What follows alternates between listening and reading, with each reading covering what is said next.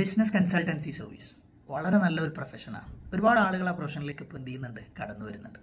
അങ്ങനെ വരുന്ന ഫ്രഷേഴ്സിനോട് എനിക്ക് പറയാനുള്ളത്, നമ്മൾ ഫ്രഷേഴ്സ് പലപ്പോഴും പ്രത്യേകിച്ച് ഒരു എക്സ്പോഷറോ ഒന്നും കിട്ടാത്ത ആളുകളാണെങ്കിൽ തന്നെ കോമൺ ആയിട്ട് ചെയ്യുന്ന ഒരുപാട് മിസ്റ്റേക്സ് ഉണ്ട്.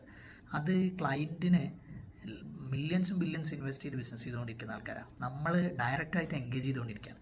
നമ്മളൊരു ചെറിയ മിസ്റ്റേക്ക് പോലും അവർ നമ്മളെ ട്രസ്റ്റ് ചെയ്തിട്ടാണ് എന്ത് ചെയ്യുന്നത്, അവരുടെ എല്ലാ അക്കൗണ്ട്സിൻ്റെയും ഫൈനാൻസിൻ്റെയും ആക്സസ് ഒക്കെ നമുക്ക് എന്ത് ചെയ്യുന്നത് തരുന്നത്. നമ്മൾ കൊടുക്കുന്ന ഇൻസ്ട്രക്ഷൻ അവർ എന്ത് ചെയ്യുകയാണ്, അതുപോലെ ഇംപ്ലിമെൻറ്റ് ചെയ്യാൻ ശ്രമിക്കുകയാണ്. അപ്പോൾ ഒരിക്കലും നമ്മളുടെ അസംഷൻസ് എന്ത് ചെയ്യാൻ പാടില്ല, നമ്മൾ പാടാൻ പാടില്ല, നമ്മളെ എൻഗേജ്മെൻറ്റ്സ് ഒരിക്കലും റോങ് ആവാൻ പാടില്ല. സോ എനിക്ക് അവിടെ ശ്രദ്ധിക്കാൻ വേണ്ടി പറയാനുള്ളത്, ഒരിക്കലും നമ്മൾ എന്ത് ചെയ്യരുത്, ഓവർ പ്രോമിസ്ഡ് ആവരുത്.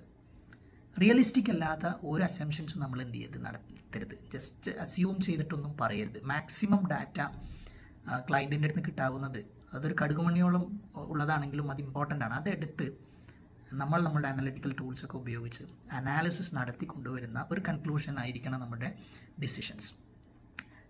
ഒരിക്കലും നമ്മൾ എന്ത് ചെയ്യരുത്, കമ്മ്യൂണിക്കേഷനിൽ നിന്ന് ഒളിച്ചോടരുത്. എപ്പോഴും നമ്മൾ ക്ലയൻറ്റിൻ്റെ നീഡ്സിന് എന്തായിരിക്കണം, ആക്സസിബിൾ ആയിട്ട് ഉണ്ടാവണം. അത് എത്ര ചെറുതാണെങ്കിലും വലുതാണെങ്കിലും. ഹൈഡ് ആൻഡ് സീക്ക് കളിക്കരുത്.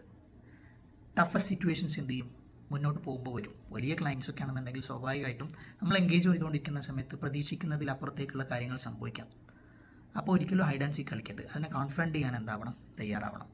ഇനിയുമുണ്ട് ഒരുപാട് ചെറിയ ചെറിയ മിസ്റ്റേക്കുകൾ അങ്ങനെ വരുന്നത്. നമുക്ക് അടുത്ത വീഡിയോകളിൽ എന്ത് ചെയ്യാൻ പറയാം. ഇപ്പോൾ പറഞ്ഞത് വളരെ ഇമ്പോർട്ടൻ്റ് ആയ കാര്യങ്ങളാണ്. Thank you.